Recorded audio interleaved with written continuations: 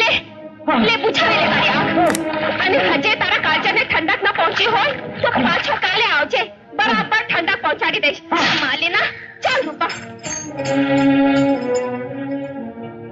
ત્યારનું જે કોઈ પણ સિનેમા હતું એકદમ પોતાના કલ્ચરને ડિફેન્ડ કરતું, પછી ઘોડા ને આ બધી વસ્તુ એડ થતી, આજના મૂવીની અંદર થઈ છે તો નથી.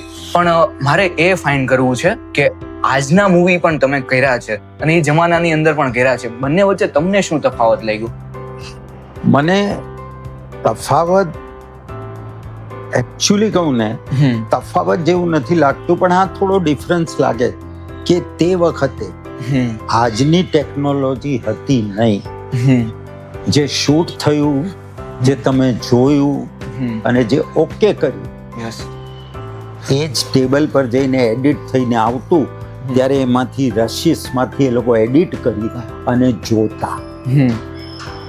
ત્યારે આજે એ છે કે શોટ લીધો, એને રિવાઇન્ડ કરો અને ત્યાં જોઈ લો, ત્યાં જોઈ લો. યસ, સમજ્યા ને? યસ. કે આજે ટેકનોલોજી એટલી આગળ વધી ગઈ છે અને આ ટેકનોલોજીનો સદુપયોગ કરે તે જ માણસો ફાવે.